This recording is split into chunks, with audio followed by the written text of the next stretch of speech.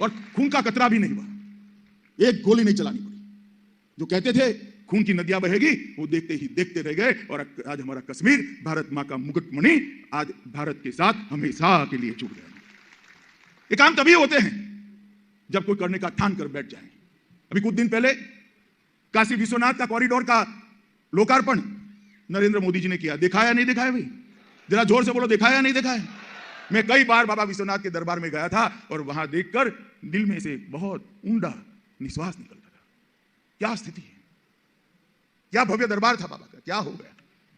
और देखते देखते देखते, और ये स्थिति आज की नहीं थी, औरंगजेब से लेकर आज तक जो भी वहां दर्शन करने जाता था मन मसोकर निकलता था। बाबा के दर्शन का आनंद तो होता ही था, मगर बाबा की स्थिति देखकर बहुत दुख होता था। आज औरंगजेब से लेकर आज तक जितने लोगों ने जी जलाया था, वो सभी का तर्पण नरेंद्र मोदी जी ने कर दिया और वहां पर एक भव्य कॉरिडोर का निर्माण। मैं इसलिए कह रहा हूं कि हम जो कहते हैं वो करते हैं, हमें झिझक नहीं, हमें कोई शर्म नहीं।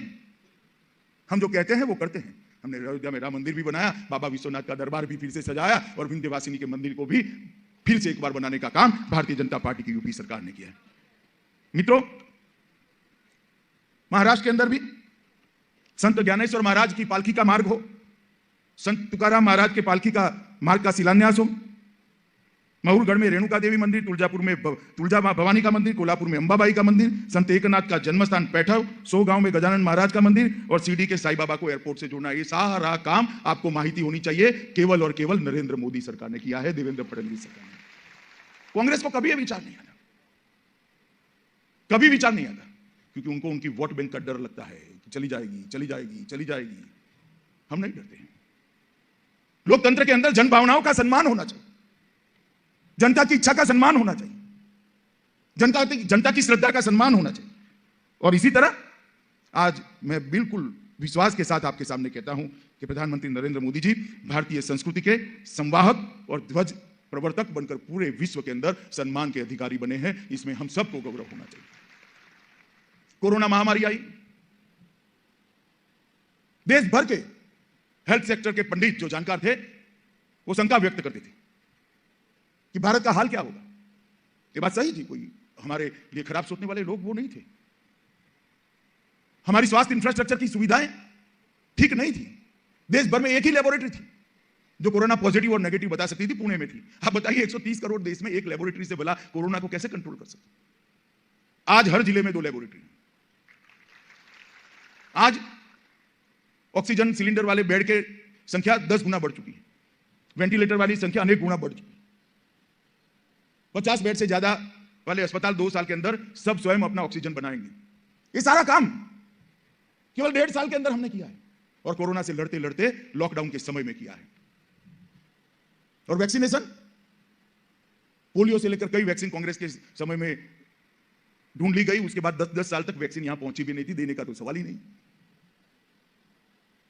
भारतीय जनता पार्टी की सरकार, मेरी सरकार, आपकी सरकार और हमारे नेता नरेंद्र मोदी ने 130 करोड़ की आबादी का वैक्सीनेशन देखते देखते देखते समाप्त करने के कगार पर हम पहुंच गए। 155 डोज लग गए। और मैं जानकारी के आधार पर कहना चाहता हूं, वैक्सीन देने की और इसके एक्नॉलेजमेंट की सबसे सटीक व्यवस्था पूरे विश्व में अगर सबसे अच्छी है तो हिंदुस्तान में है। यूरोप और अमेरिका भी इसका सर्टिफिकेशन ऐसे नहीं कर सकते। आप वैक्सीन ले लो, 30 सेकंड के अंदर मोदी जी की फोटो के, हंसती हुई फोटो के साथ आपका सर्टिफिकेट आ जाएगा कि आपका वैक्सीनेशन का पहला डोज समाप्त, दूसरा डोज समाप्त, आप 100% वैक्सीनेटेड हो। एक कोविन ऐप, कितनी दूरदर्शिता होगी कि वैक्सीन बनने के 8 महीने पहले कोविन ऐप बन गया था, इसका ट्रायल रन हो चुका था। और अभी कहा, मैं तो अब उनकी तबीयत ठीक नहीं है, भगवान उनको जल्दी स्वास्थ्य प्रदान करे, मगर जब अच्छी थी तब भी महाराष्ट्र की जनता ढूंढती थी कहां है सरकार। ढूंढती थी या नहीं ढूंढती थी?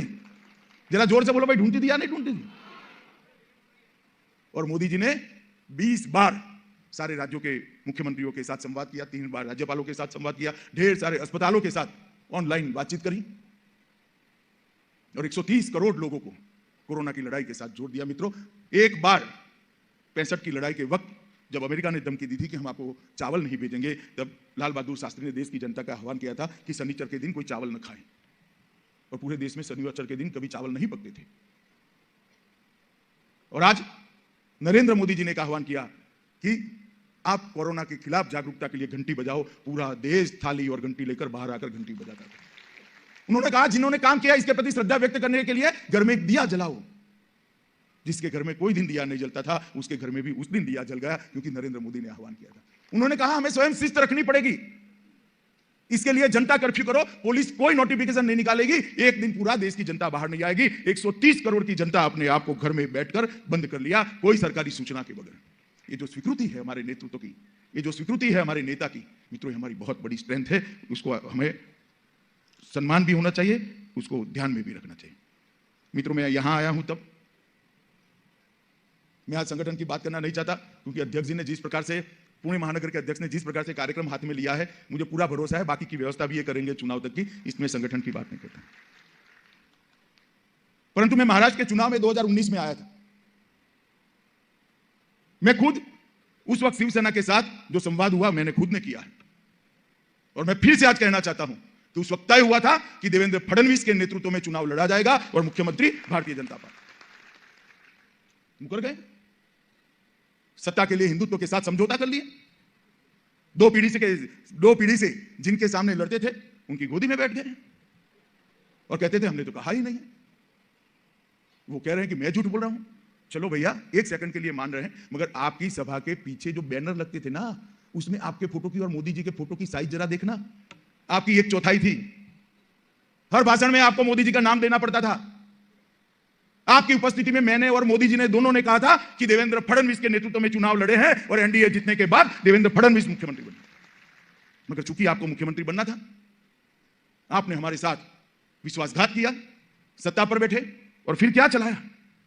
मैं कुछ समय पहले आया था, तब मैंने कहा था कि महाराष्ट्र की अघाड़ी सरकार इस प्रकार की सरकार है जो 3 पहिए वाली ऑटो रिक्शा है, जिसके तीनों पहिए अलग अलग दिशा में जा रहे हैं। मगर मेरी थोड़ी गलती हो गई, मैंने बहुत ऑप्टिमिस्टिकली इस सरकार के लिए सोच लिया।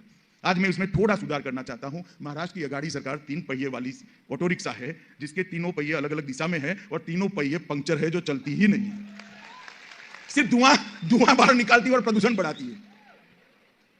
महाराष्ट्र की जनता के पास जाना पड़ेगा, घर घर में जाना पड़ेगा। क्या यह सरकार महाराष्ट्र का कल्याण कर सकती है?